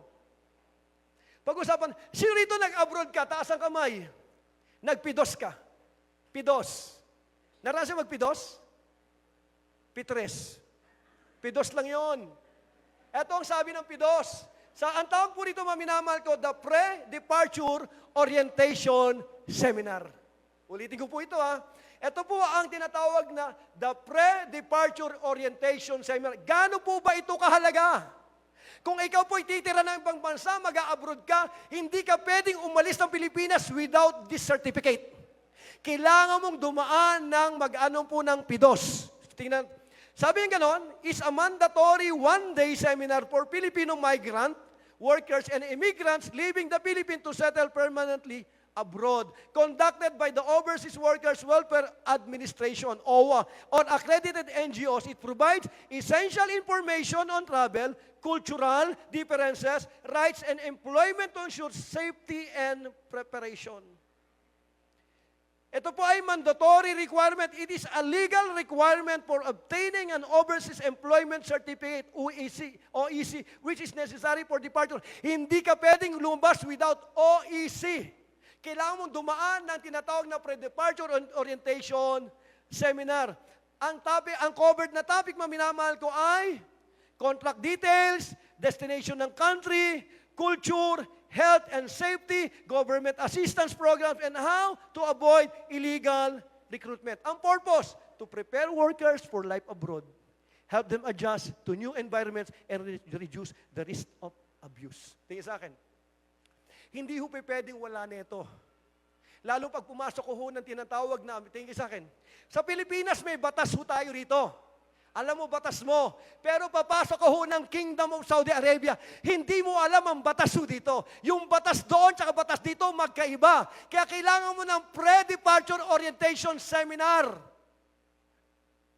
Dahil dito, ikaw po ay nasa demokrasya, papasok ka sa Kingdom of Saudi Arabia. Kaya po ino-orient dito. Sa Saudi, minamahal ko, ang batas na, ang utos ng hari, batas. Sa kanila po, pag nahuli ka nagnakaw, putol ang kamay. Sa atin po, mababa. Pag nahuli kang nagtulak ng bato doon, pugot, ulo. Kaya hindi bawal doon ang alak. May orientation. Kung dito ko hulasinggero, at sabi namin, wala akong pakialam sa batas na batas. Pumasok ko rito. Hindi mo pwedeng gawin yung ginagawa mo rito. Papunta rito, maaga kang pupunta sa kawalan. Kung dito pwede kang maglakad-lakad na kahubad, hindi ho pwedeng maglakad-lakad doon na kahubad. Kasi may batas po yung pinasok mong kingdom. Tingin sa akin, dapat ang plano mo, i-bless ka pag uwi mo, marami ka sanang pera. Kaya lang wala kang tamang orientation. Dapat na-bless yung pamilya mo, na-bless ka, nakulong ka. Bakit? Kakulangan ng kaalaman patungkol po sa iyong pinupuntahan. May kausap po ako. Dito pwede tayong magkape na patambay-tambay na, sino ba nagkakabrito mga na-boxer pa, lumalabas po ng kalsada, may hawak po na datwalya. Tapos pakape. Sa Saudi, hindi pwede yun. Kaya tingin sa akin, eto batas mo, Pilipinas, papasok kayo kahit Amerika, hindi pwede. Dito po sa lugar po na ito, even Amerika, ibang batas dito, hindi nalalagyan. Dito pag nahuli ka, minamahal ko, nagtatawaran pa kayo ng pulis. 1,750. 1,500. 300. No? Doon walang ganun. Iba ho batas doon. Kaya yung pisa ko nahuli doon, nakainom, minamahal ko, ang laki ho ng fine.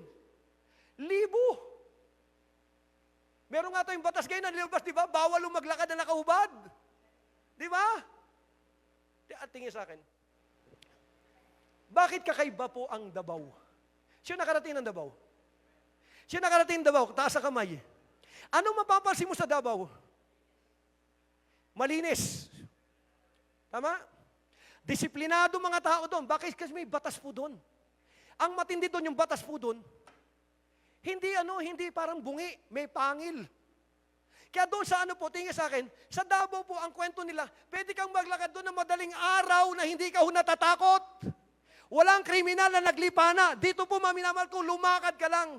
Dadaanan ka, may motor na sumususuyo, ninenervous ka na kagad. Wala ka naman pera, ba't ninenervous ka? Wala naman ma-hold up sa'yo. Kaya alam bakit po?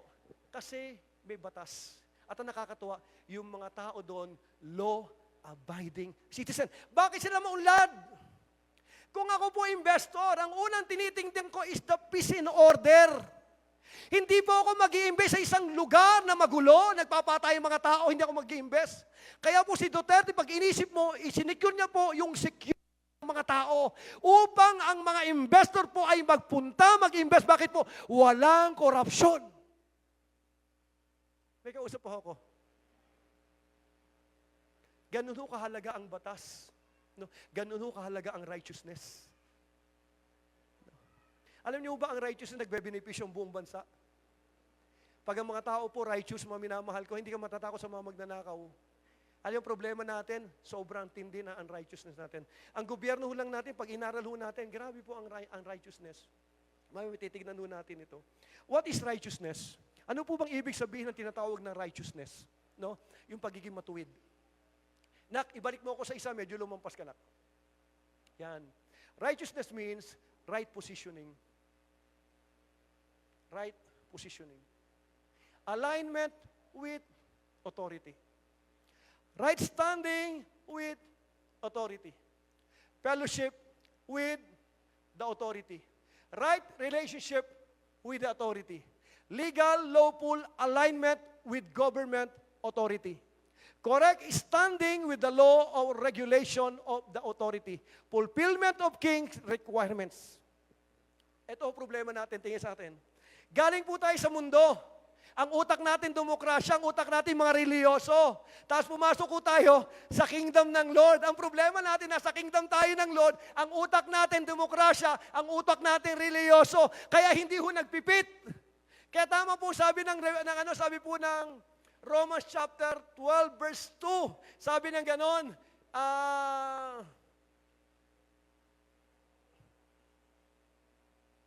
but be transformed. Ito, sabi po ni Pablo, do not be conformed to this world, but be transformed. How? By the renewing of your mind, that by testing you may discern what is the will of God, what is good and acceptable and perfect. Tingin sa akin. Kristiyano ka na born again yung spirit mo. Ang problema mo, yung isip mo, katulad pa rin ng dati. Kaya po, kailangan na naman netong Bible po na ito para i-renew yung mind. Ang problema natin, tingin sa akin, nasa kingdom mo tayo ng Diyos, dahil born again tayo, ang problema natin, we have an unrenewed mind. Kaya pagulat ka, ang mga Kristiyano ang tatapang. Bakit? Kasi galing po tayo ng tinatawag na demokrasya. Dito po, kami nasusunod. Pag ayaw namin. Because democracy is government by the people, from the people, and by the people. Kaya dito kami nasusunod. Kaya lang dito po sa kingdom, hindi pwede ikaw masunod. Ang nasusunod dito yung hari, si Jesus. Tingin sa akin, hindi pwede ikaw masunod, hindi mo pwedeng labanan yung hari rito. Kaya ho tayo nagkakanta hirap-hirap, mga minamahal ko, hindi natin maintindihan na pumasok ko tayo sa isang kaharian na kung saan may hari po rito. Itong hari na to, siya po ay righteous. Siya po yung kausap mo. At itong hari na to, gusto niya kausap mga righteous din. Kaya tingin sa akin, mahalaga po yung buhay natin sa harapan ng Panginoon. Mahalaga po ang righteousness. Tingin ka sa akin. Kung ikaw po ay, ang Pilipinas may batas sa amin. Anong pakiramdam mo, minamahal ko? Nasubukan mo na magmaneho na walang lisensya? Taas yung kamay. Walang license. Ano ho pakiramdam? Cute po ba? Cute? Pag nakita ko ng pulis, ano pakiramdam? Pag lagmos mo sa pulis, pag nakita ka ng LTO, mas mataas. Walang kapayapaan. Bakit alam niyo po? May breaking the law. Kaya ho mga minamahal kayo sa akin, pag merong disobedience sa buhay natin, walang peace.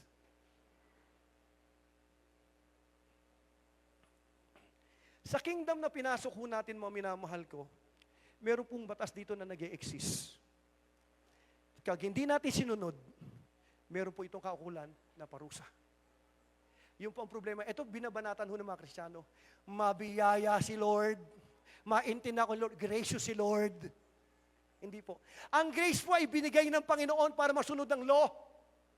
Ang grace hindi po ito binigay para practicein ang kasalanan. Ibinigay po ang biyaya upang hindi natin kayang gawin ay magawa ho nating sumunod. That's the grace of God. Bakit dito po sa kingdom na pinasok mo, mahalaga po ang obedience dito.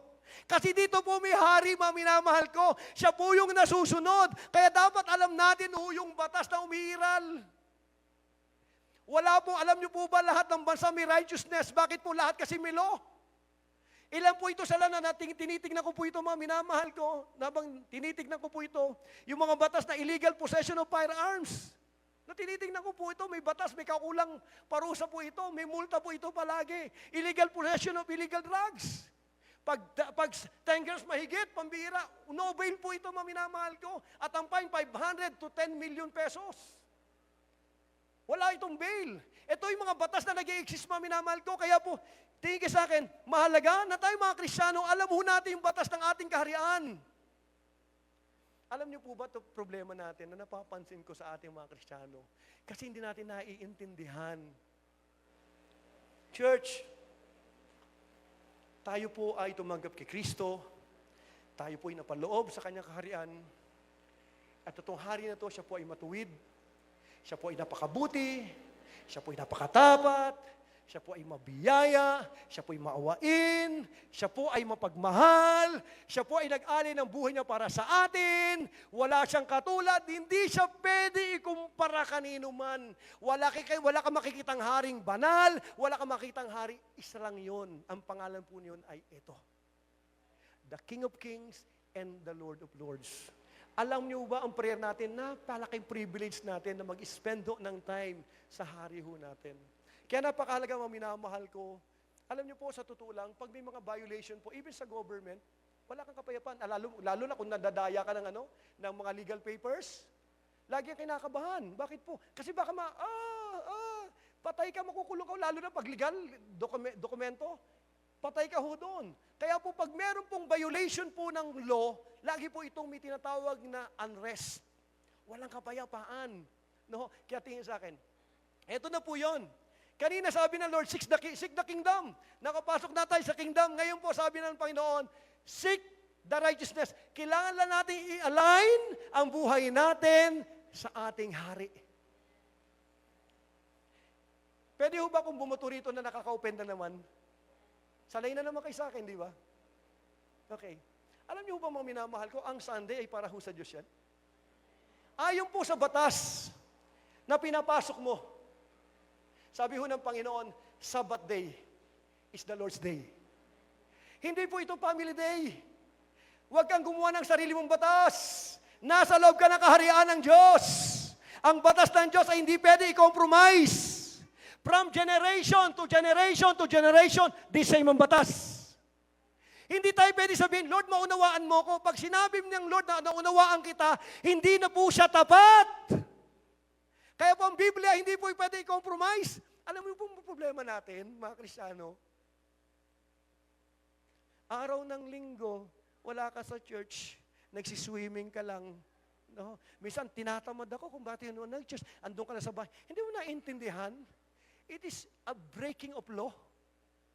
Ito matindi. Babalik ka ng linggo, walang repentance. Tapos pa-worship ka kagad ka, Lord, ang buti-buti mo. Sabi ng Panginoon, ikulong kaya kita ngayon. Dito no, naghahanap tayo ng pagpapala, hindi natin nakikita ang dami nating violation doon sa law ng Diyos. Kaya tingin sa akin, hindi humadamot si Lord. Ang dapat lang natin makita natin alignment ng heart natin. Kamusta ba ako? Paano ko bang pinapahalagahan yung araw ng linggo? May kausap ako. Ayun na akong kausap. Alam niyo kung prayerlessness is a law? Ang sabi ng Panginoon, sabi ng Lord, prayer is a command. Hindi po ito suggestion ng Lord. Pag hindi ka nagpipray, ibig sabihin may violation ng law. So ibig sabihin, lalapit ka na naman sa Panginoon, hihingi ka sa Panginoon, na hindi mo nakikita, you are breaking a law. Kaya napakahalaga paglapit sa Panginoon, Lord, siya sa atin mo puso ko, baka meron ko mga bagay, Panginoon, na aking nagawa na hindi ko nakita, patawarin mo ko. Linisin mo ko ng dugo na. So, kailangan nating align ang mga sarili natin sa Diyos. Kapatid sa akin, kahit anong panalangin ang gawin ho natin, pag hindi ho natin inayos ang ating alignment sa Panginoon, hindi ho talaga magmamanifest. Bigyan ko pa ho kayo ng isang medyo masasaktan ho kayo. Ang tithes ho, mga minamahal ko, sabi ho ito ng Panginoon. Hindi niya sinabi, give me your tithes. Ang sabi na pa ng, bring my tithes. Balik-balik tayo yung Bible. Sinabi ho ito ng Bible, kapatid. Sabi niya ganoon, bring my, hindi niya sinabing, give your tithes. Sabi na, bring my tithes. Why? Kasi po dito sa kingdom, dapat natin maintindihan, pag nasa kingdom ka, lahat ng pag-aari ng citizen, pag-aari ho ng hari. Ito maganda. Pag naintindihan mo lang yung law ng tinatawag po ng ownership, na ang Diyos po galing sa Kanya lahat ng bagay, hindi ka matatakot. Bakit po? Kasi madali mong ibigay. Pag sinabi ng Panginoon, anak, pagpalain mo, pagpapalain mo. Bakit po? Kasi sabi niya kayo may-ari, sumusunod lang. Ito maganda. Pag ikaw po'y pagkatiwalaan ng Panginoon sa maliit, kandidato ka ho sa malaki. Alam niyo po ba, tingin sa akin, asang problema mga Kristiyano? Masyado yung life natin, masyado natin pinipreserve. Kaya sabi na, don't worry about your life, sabi ho ng Panginoon. Kaya tinuturuan ng Panginoon ang mga anak na generous. Tingin sa akin, pag generous ka, generous ang Diyos. Alam niyo po ba, may isang pinag-usapan kami ni Paring Eli, yung isang niya, grabe yung blessing ng Lord doon. Grabe talaga yung niya, ang kanyang trabaho. Ang laki-laki ng binabarya kada buwan. Tumatagos pa, tapos sobra-sobra pa. Sabi ko sa kanya, pare, alam mo bakit? Kasi itong tao na to, he is a generous. Alam po ang gustong-gusto ng Panginoon, generous na tao. Tanong mo kung bakit. Yung hari mo, generous. You look like him pag naging generous ka. Ano ang problema natin? Ang kalaban ng Diyos sa atin, pakisabi nga, pera. Isa pa pera. Pagpapalit natin ng Diyos sa pera. Yan ang problema natin. Dito sa kingdom natin na pinapasok ko natin, tinuturuan tayo ng Panginoon kung paano dapat mag-handle po ng wealth na kung saan pinagkatiwala ng Diyos sa atin. Ano nyo, lagi ko itong sinasabi, mga minamahal ko. Itong Sunday na ito, minimit natin ng Diyos. Hindi tayo narito para sa akin, hindi ka narito para sa katabi mo, nandito ka para sa hari mo. Alam niyo po, lagi akong binabanatan yung tardiness. Bakit po ako Kasi nalulungkot po ako. Alam mo bakit? Kasi unang-una, papasok ko ng church, kakatagpo yung hari mo. Yung namatay para sa'yo, yung dahilan kahit ka humihinga, yung nagpapala sa'yo. Tapos darating ka rito, alas 8 usapan, darating ka rito ng 9. Sa palagay mo, kakatagpuin ka pa ng Diyos? Palagay mo. Pumasok ka rito, neto lalabas ka katulad din natin. Alam bakit? Hindi ka marunong magpahalaga ng oras sa hari. May kausap po ako. Bakit? Ang problema natin, utak natin, demokrasya. Utak natin, reliyoso. Ang utak ng mga reliyoso, ako ang magpapasya ng aking pag-ibigay, ako magpapasya ng aking commitment, ako ang magpapasya ng aking gagawin. Kung anong gusto ko, yun ang i-offer ko. That's religion. Sa kingdom, hindi po. Kung ano gusto ng hari, yun po ang gusto natin. May kausap po ako. Gusto mo na pag-asenso sa buhay? Gusto mo ng tagumpay? Gusto mo ng pagpapalang hindi nahabol bagos dinadagdag? Gusto mo ng pagpapalang mga minamahal ko na pag-ising mo, andyan ang blessing mo, na hindi mo pinagpagura, na hindi ka na-stress, sabi ng Panginoon, seek first the kingdom of God and His righteousness. Ito sabi ng Lord, and all these things shall be added unto thee. Paminamahal ko, let us explore sa kingdom ho ng Lord. Maniwala ho kayo. Church, pag nabago isip natin, mababago ho ang lahat.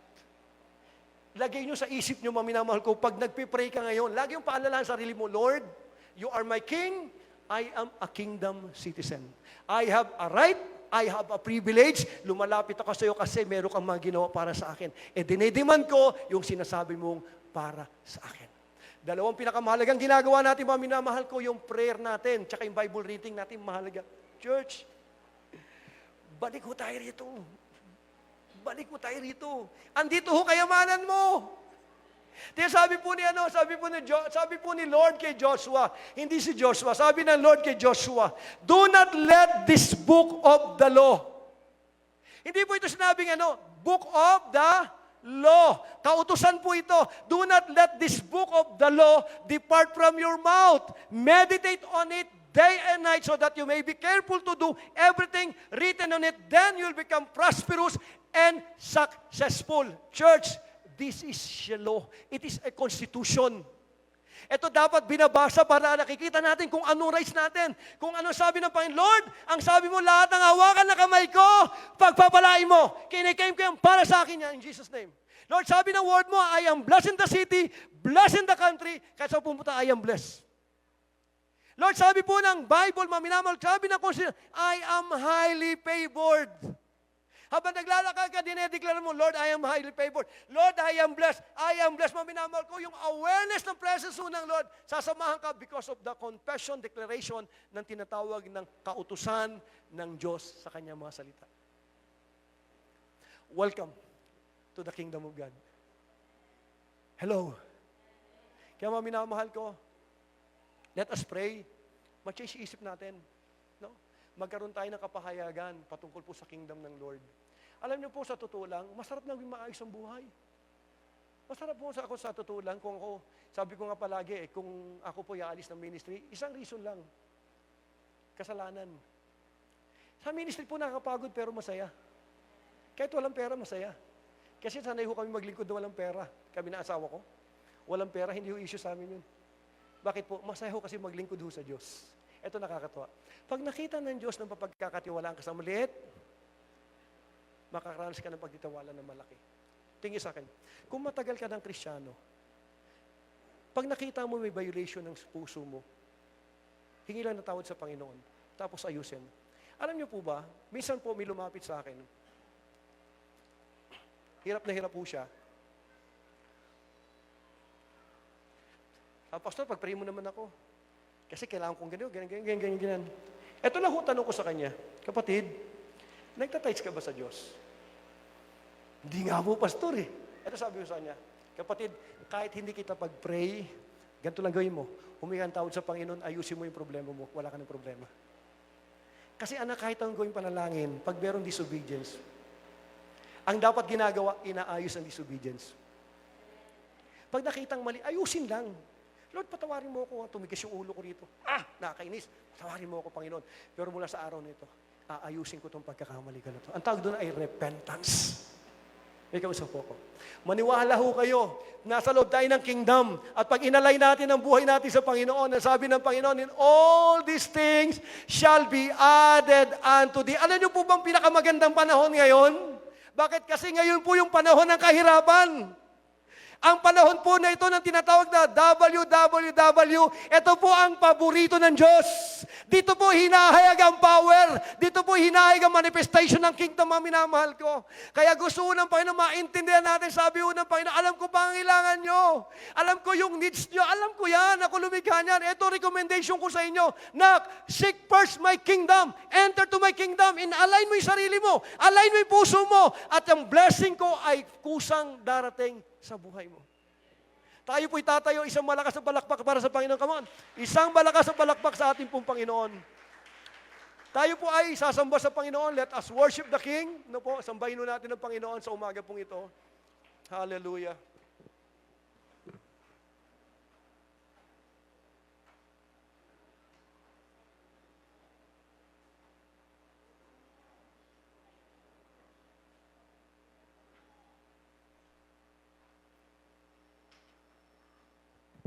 Sige po. Pwede ba tayong bago tayo maghiwa-hiwalay? Let us worship the King. Let us worship Him. Mabuti ho ba ang Diyos? Matapat po ba yung Diyos natin? Mabuti po ba ang Diyos natin? Ang Diyos po ba natin mapagmahal? Come on, pinakamalakas sa palakpak sa hari. Come on. Hallelujah! Ora basa kandaya raba kandarabe. Purihin ka, Panginoon Jesus! Thank you! Jesus, our King! Hallelujah! Ora basa kandaya raba kandaya. Salamat! Salamat! Mabuti ka, mabuti ka, mabuti ka, mabuti ka. Mula pa noon hanggang ngayon, ikaw ay mabuti. Oh, hallelujah! Oh, shakadarabu kandarabase.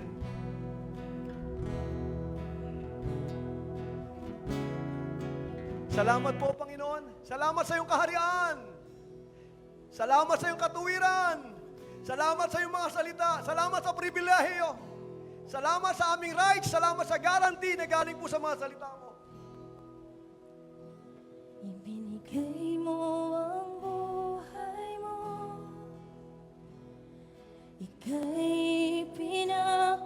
Doon sa krus, ako'y pinatawad ng iyong awat biyaya.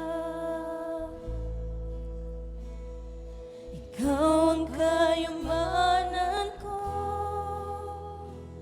tanging dahilan ng buhay ko. Sa Diyos na karapat-dapat, buhay ko'y ialay.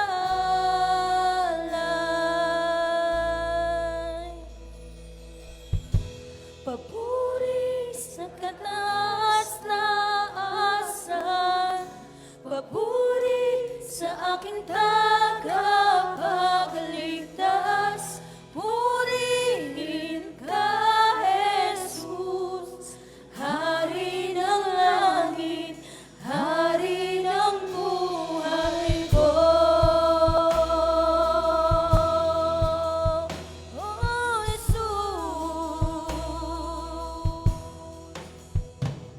ang pintuan ng puso ko'y iyong binuksan, dahil hawak mo ang susi sa walang hanggan.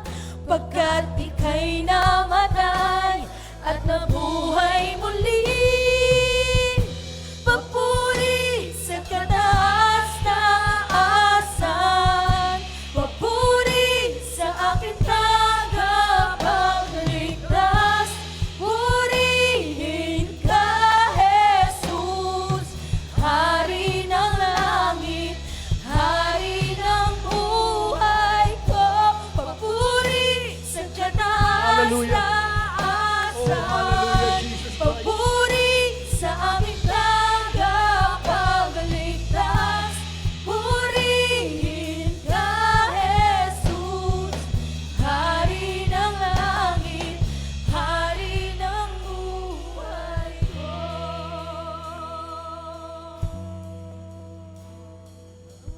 Awitin nun natin ito sa Panginoon. Come on, from your heart. Lahat ng papuri sa'yo lang. Lamang ang buhay ko sa'yo. Lahat ng papuri sa'yo lamang. Ang buhay ko sa'yo. Lahat ng papuri sa'yo lamang. Ang buhay ko'y sa'yo. Lahat ng papuri sa'yo lamang. Ang buhay ko'y sa'yo. Lahat ng papuri sa'yo lamang. Ang buhay ko'y sa'yo. Lahat ng papuri sa'yo lamang. Ang buhay ko'y sa'yo. Papuri sa kataas-taasan, papuri sa aming tagapagligtas.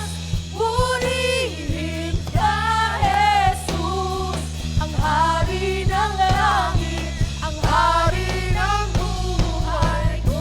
Papuri sa kataas-taasan, papuri sa aming tagapagligtas. Purihin ka, Jesus, ang Hari ng langit, ang Hari ng buhay. Sige po, taas natin mga kamay natin sa Panginoon. Sabi ho ng salita ng Panginoon, He inhabit the praises of His people. Pag may pagsamba na galing po sa puso ng kanyang mga anak, sabi po ng Biblia, nananahan ang presensya ng Diyos doon.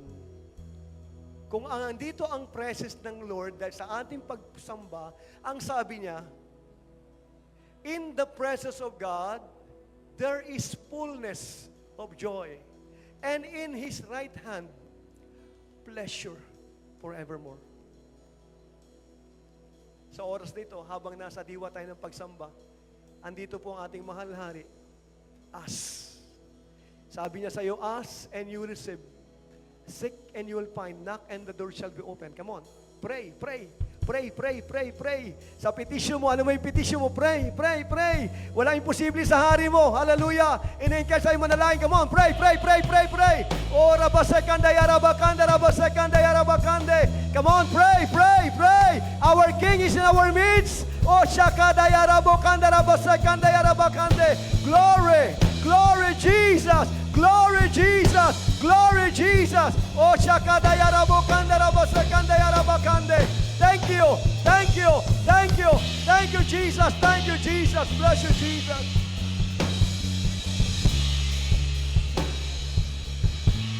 Sa oras na ito, kung ikaw po'y pumasok dito na nangihina ka, tanggapin mo yung kalakasan ng Diyos sa pangalan ni Jesus. Receive the strength of your God. Come on, receive it. Kung ikaw po'y pumasok rito naguguluhan, tanggapin mo kapayapaan ng Panginoon. Kapayapaan ng Panginoon, tanggapin mo para sa iyo yan. Yadaseko darabakande. Manampalataya ka na kung anong binitawang panalangin sa oras ito, gagawin ito ng Diyos. Anak ka ng Diyos. Citizen ka ng kingdom. Priority ka ng langit. Ora basekanda yarabakande. Pinagkapala ng Diyos ang lahat ng hinahawakan ng kamay mo. Kasi kasama yan sa constitution mo. Isa yan sa rights mo, isa yan sa privilege mo. Pribilehyo mo, rights mo ang sumagana. Si Kristo'y naging mahirap para sumagana ka. Naparito siya upang ang tupay magkaroon ng buhay, isang buhay na ganap at kasaya-saya. Para sa iyo yan. Lord, sa oras ito, pinagpala ko mga anak mo, kilala mo po sila. Meron silang binatawang prayer, Panginoon, sa oras na ito. Lord, nagde-declare, tinugon mo na po ito. Panginoon, hayaan mong baunin namin ang kagalakan mo, kapayapaan mo sa oras na ito. Lord, I pray sa lahat ng pangapagod, makapagpahinga sa pangalan ni Jesus. Lord, isa pa rin panalangin namin, Lord, this is your recommendation para sa blessing na hindi inahabol, kundi idinadagdag. Sabi mo sa amin, your priority, seek first the kingdom of God and your righteousness, and all the blessing will be added unto us. Panginoon, panalangin namin, bigyan mo kami ng kauhawan para sa iyong kaharian. Sabi mo, blessed are those who are hunger and thirst for righteousness, for they shall be filled. I-bless mo kami pusong nauuhaw sa iyo. I-bless mo kami pusong hunger, Lord, sa righteousness. Tulungan mo kaming bantayan ang aming buhay. Sumunod lamang sa nais mo. Panginoon, nandyan si Holy Spirit para tulungan kaming mamuhay ayon sa gusto mo. Palakasin mo kami upang kami makasunod sa iyo. Baguhin mo kami, Panginoon. Holy Spirit, we are the temple of God. We are the house of God. I pray, Lord God, yung mga kahinaan, maglaho. Palitan ito ng kalakasan ng gagaling po sa iyo. Lord, kung sino man sa amin naka-open sa iyo, sama-sama kami humingi ng tawad. Sorry po. Patawarin mo kami, Panginoon. Salamat po sa umagang ito. Salamat sa mensahe mo. Salamat sa presensya mo. Salamat po aming amang nasa langit. Salamat po mahal na Hari, Panginoong Jesucristo. Salamat sa banal na Espiritu. Maingat ang binabalikan lahat ng kapurihan. This is our prayer in Jesus' name. Amen. Malakas na palakpak para sa Panginoon.